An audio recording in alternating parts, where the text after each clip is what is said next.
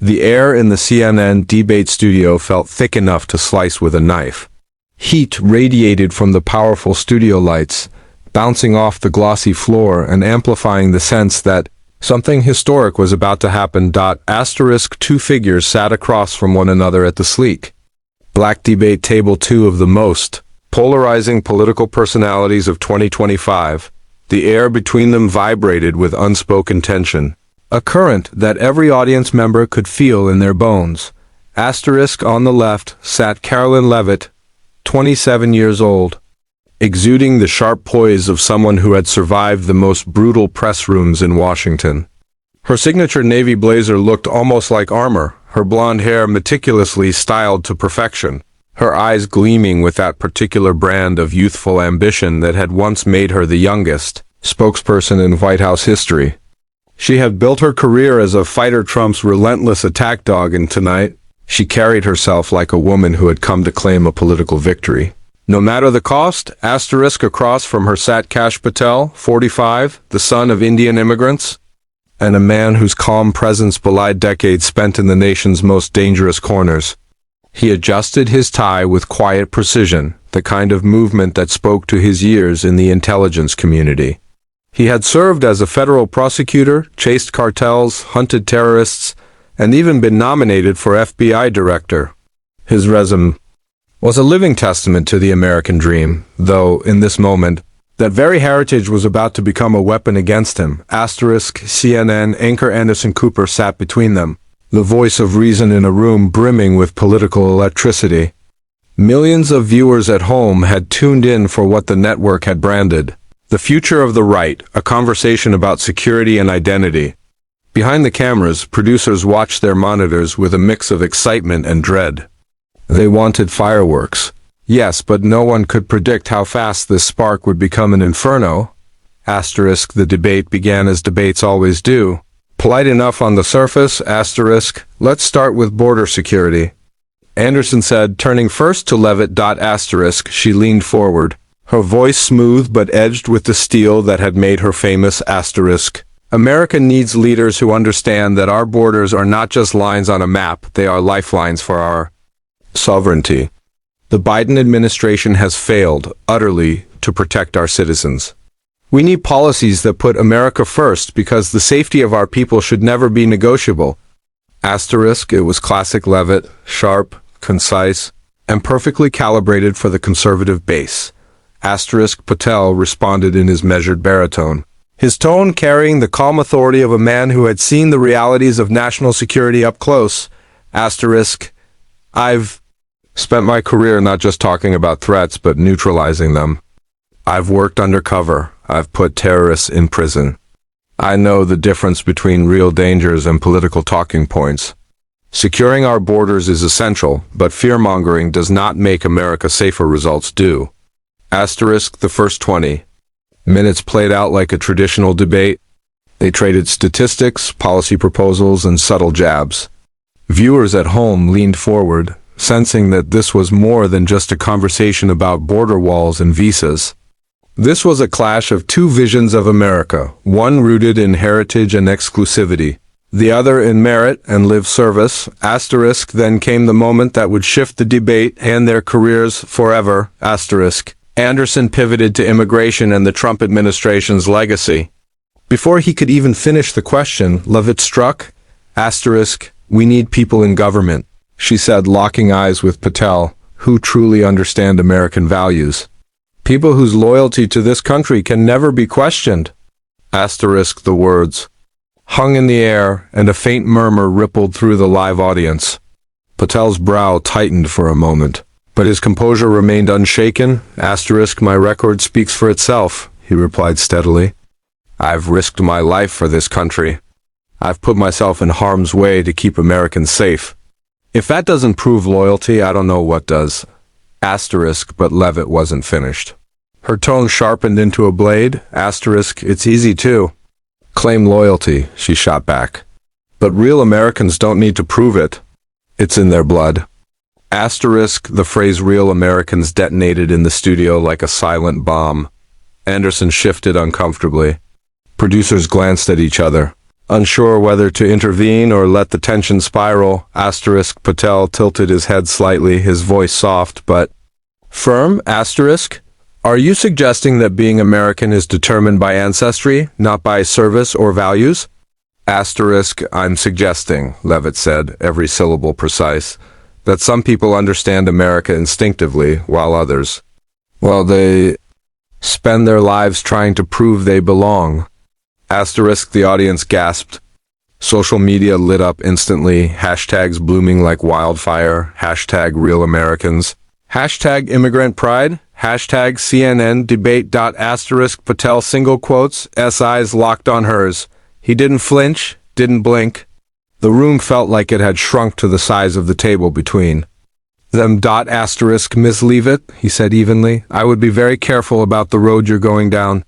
She smirked, mistaking his calm for hesitation. Mr. Patel, you've served this country, and I respect that. But there's a difference between serving America and truly understanding America. Some of us are born with that understanding, others, she paused, letting the words slice through the silence, will always be trying to prove they belong. The insult was unmistakable. Anderson Cooper's eyes widened.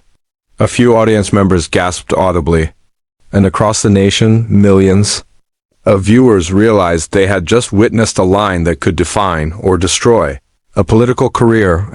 Patel inhaled slowly, then exhaled as if settling into a posture he had prepared for his entire life. A calm, steady smile appeared on his face.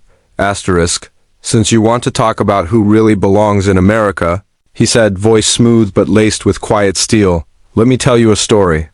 It's about my family and yours.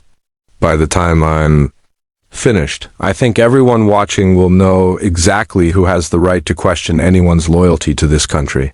The studio fell into a silence so heavy it felt alive. Leavitt's confident smile flickered, just for a heartbeat, as if she sensed that whatever was coming next would change everything. Patel's fingers tapped the edge of the debate table. The moment he had waited for, whether consciously or unconsciously, had arrived. I've spent my career in intelligence, he said, leaning forward slightly. Which means I know how to research people. When I learned I'd be debating you tonight, Miss Leavitt, I did what any investigator would do. I checked the facts. His hand moved toward his suit jacket, slow and deliberate. And what I found was very interesting, the camera zoomed in. Anderson leaned back slightly, sensing that he might be witnessing the prelude to a career-ending revelation. Leavitt's smirk froze in place, brittle as glass. Miss Leavitt, Patel said, voice calm but carrying the weight of a man who had faced down terrorists and politicians alike. I think it's time the American people learned the full story. The audience leaned in, the nation holding its collective breath. The studio was silent except for the faint hum of the lights. Kash Patel sat poised, one hand on the folder he had slipped from his jacket, his calm eyes locked on Karoline Leavitt. Millions of Americans watched from living rooms, offices, and streaming feeds, holding their breath. Miss Leavitt, Patel began, his voice steady but filled with a quiet force. You just questioned my loyalty to the country I have dedicated my life to serving. You even told me to go back to India? Well, before we talk about who belongs in America, the people watching deserve to know the facts. He opened the folder with deliberate precision. Paper slid out, and the cameras instinctively zoomed in, capturing every tense movement. Let's start with my family, Patel said, his tone carrying the gravity of testimony in a courtroom. My parents came to the United States in 1970. They had nothing. No money, no connections. My father worked 3 jobs, taxi driver by day, security guard by night, janitor on weekends. My mother cleaned office buildings and took care of other people's children. They didn't ask for special treatment. They didn't expect handouts, they worked. They believed that if you gave your all to this country, America would give something back. He paused and looked out toward the audience. His voice softening, when I was old enough, I followed that example. I became a federal prosecutor. I put violent criminals and drug traffickers behind bars. I served in counterterrorism. I went undercover to dismantle terrorist networks. I spent nights in foreign countries where discovery meant death because I believed in protecting American lives. I have been shot at. I have buried colleagues. I have risked my life because this is my country. Asterisk applause erupted in parts of the audience. Others sat frozen, staring at the screen, absorbing every word. Leavitt shifted in her chair, the color draining from her face. Asterisk. So when you... Ms. Leavitt, Patel continued, his voice tightening, tell me to go back to India. When you claim I will always be trying to prove I belong, you are not just insulting me. You are insulting every immigrant family that ever sacrificed for this country. You are spitting on the very idea of the American dream. Asterisk, the audience reacted, a mix of cheers, gasps, and murmurs. Social media lit up like fireworks, hashtags exploding in real time, hashtag American Dream, hashtag Patel debate, hashtag go back to India. But Patel wasn't finished. Now, he said, his voice taking on the cadence of a prosecutor, let's talk about your family. Asterisk, Leavitt flinched. This is ridiculous, she said, her voice strained. Asterisk. Oh, I think the American people will find it fascinating, Patel replied smoothly. He lifted the first document from the folder. Asterisk, Karoline Leavitt has built her entire political identity on the claim that she is a real American from a family with deep roots.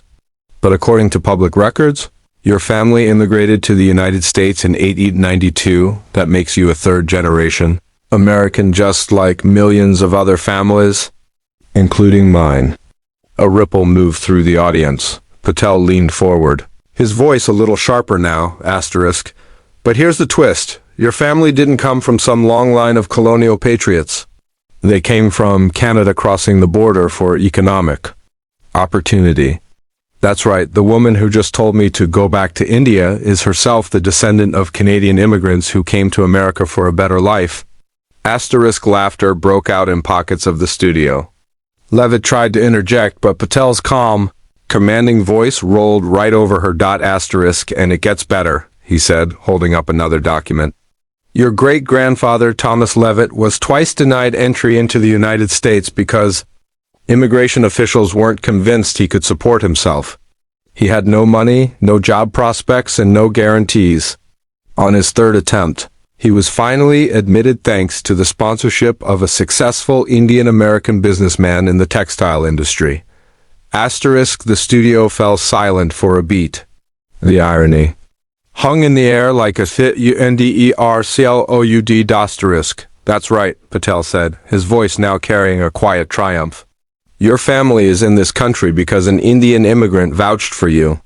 If it weren't for immigrants like my community people, like the one you just told to go back, your family might never have been here in the first place. Asterisk. The audience erupted applause, laughter, and stunned exclamations filling the studio. Even Anderson Cooper's jaw had gone slack. Asterisk, Leavitt's eyes darted toward the cameras. She knew the moment was slipping away, her political armor cracking in. Real time, asterisk. This is a smear, she sputtered. This is irrelevant, asterisk. No, Miss Leavitt, Patel interrupted, his voice calm but resonant. This is the truth. And the truth is that America is not defined by bloodlines. It is defined by belief, sacrifice, and service.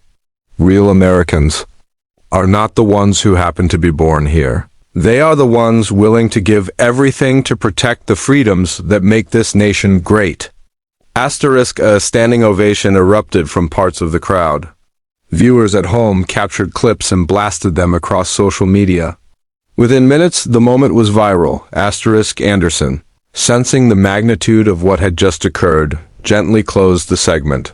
Asterisk, we need to take a break, he said, though no one in the studio seemed to breathe until the cameras cut away. Aftermath, the shockwave. Asterisk, by sunrise the next morning. The clip had been viewed more than 200 million times across every social platform. Headlines dominated every major outlet. Asterisk, Patel eviscerates Leavitt in historic debate. Asterisk, the 30 seconds that ended a political career. Immigrant story versus ancestry politics. America Reacts talk shows, podcasts, and editorial pages buzzed with the same debate. What does it really mean to be American? Asterisk, Leavitt's campaign scrambled. Statements were released. Damage control attempts flooded the airwaves, but the clip spoke louder than any press. Release. Donors withdrew. Allies distanced themselves. Her once meteoric political career was now a cautionary tale. Patel, meanwhile, found himself thrust into the national spotlight as an unexpected symbol of immigrant patriotism.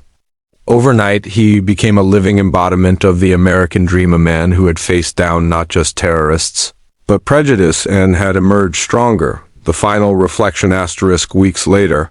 In an interview about the debate, Patel offered words that would echo across the country.